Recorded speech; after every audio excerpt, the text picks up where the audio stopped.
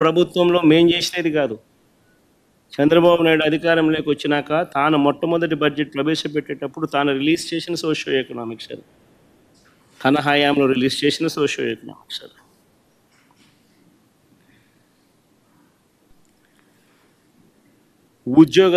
ఉద్యోగాలు కల్పించే విషయంలో ఏ ప్రభుత్వం ఎంత చిత్తశుద్ధిగా పనిచేస్తూ ఉంది, ఏ ప్రభుత్వం ఎంత నిజాయితీగా పిల్లల పట్ల ఉంది అని చెప్పడానికి ఇదొక నిదర్శనం.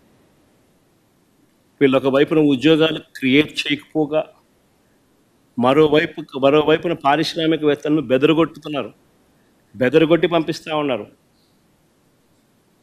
కడపలో స్టీల్ ఫ్యాక్టరీ పెట్టడానికి ముందుకు వచ్చిన సజ్జన్ జిందాల్ని బెదరగొట్టి పంపించాడు. అరబిందో సంస్థను వీళ్ళే బెదిరించి పంపించేసే కార్యక్రమం చేస్తూ ఉన్నారు. వీళ్ళ హయాంలో పారిశ్రామికవేత్తలు ముందుకు వచ్చి పరిశ్రమలు పెట్టడానికి భయపడే పరిస్థితులకి రాష్ట్రాన్ని తయారు చేశారు. మరోవైపున చూస్తే ఉద్యోగాలు ఒకవైపున రాకపోగా మరోవైపున నిరుద్యోగులకు ఇవ్వాల్సిన నిరుద్యోగ భృతి 3,000 రూపాయలు ప్రతి నెల ఇస్తానన్నాడు. ప్రతి నిరుద్యోగికి ఈరోజు ఈ 2 బడ్జెట్ల పుణ్యాన ఏకంగా నేరుడు సంవత్సరం 36,000 రూపాయలు, ఈ సంవత్సరం మరో 36,000 రూపాయలు, 72,000 రూపాయలు ప్రతి నిరుద్యోగికి బాకీ పడ్డాడు. ఎగరగొట్టాడు, ఎగనామం పెట్టాడు. ఇంకొక హామీ చూద్దాం. ఎన్నికల వేళ ఈ పెద్ద మనిషి చంద్రబాబు నాయుడు అన్న ఇంకొక హామీ, 18 సంవత్సరాల నుంచి 59 సంవత్సరాల మధ్యలో ఉన్న ప్రతి మహిళకు 18 to 60 లోపు ఉన్న ప్రతి మహిళకు 18 సంవత్సరాల నుంచి 60 ఏళ్ళ దాకా ప్రతి మహిళకు నెలకు 1,500 రూపాయలు, అంటే సంవత్సరానికి 18,000 ఇస్తానన్నాడు. ప్రతి ఇంటికి నీకు 18,000, నీకు 18,000, నీకు 18,000 అని చెప్పాడు. ఇంటికి వెళ్ళి ప్రచారం చేస్తూ ఆడబిడ్డ నిధి అని చెప్పి ఒక పేరు కూడా, బ్రహ్మాండమైన పేరు కూడా పెట్టాడు. నేను అడుగుతా ఉన్నాను, ఇప్పుడు ఓటర్ లిస్ట్ మన కళ్ళ ఎదుటే ఉంది. మొన్ననే ఓటింగ్ అయిపోయింది.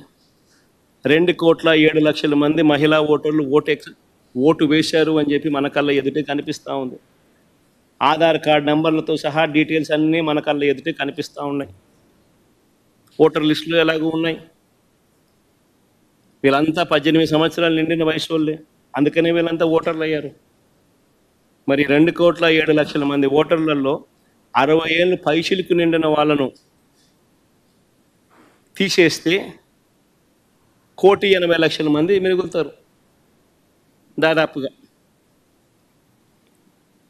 మరి 1,80,00,000 మందికి సంవత్సరానికి 18,000 రూపాయలు చొప్పున కేటాయింపులు చేస్తే 32,400 కోట్ల రూపాయలు కేటాయింపులు చేయాలి. నేరుడు బడ్జెట్లో కేటాయింపులు 0.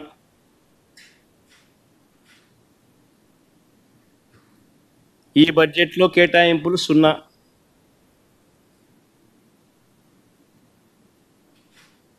అంటే ప్రతి మహిళకు చంద్రబాబు నాయుడు పుణ్యాన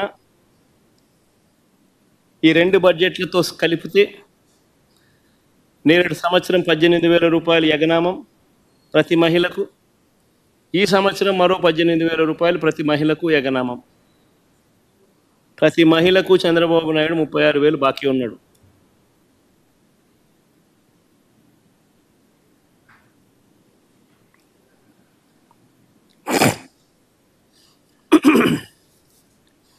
మహిళలందరికీ ఉచిత బస్సు, ఇది చాలా చిన్న హామీ వాస్తవం చెప్పాలంటే. సంవత్సరానికి మహా అయితే నెలకు 275 కోట్లు కావచ్చు, సంవత్సరానికి మహా అయితే 3,500 కోట్లు కావచ్చు. చాలా చిన్న హామీ వాస్తవం చెప్పాలంటే. ఎన్నికల మేనిఫెస్టోలో ఇది హామీ పెట్టాడు. ఫస్ట్ ఇయర్ అయిపోయింది, ఎగరగొట్టేశాడు. మళ్ళీ 2వ సంవత్సరం, మళ్ళీ ఈ సంవత్సరం బడ్జెట్లో చూస్తామా అంటే కనిపించడం లేదు. ఈ సంవత్సరము ఎగనామే. మా రాయలసీమలో ఉన్న మహిళలందరూ ఎదురు చూస్తున్నారు.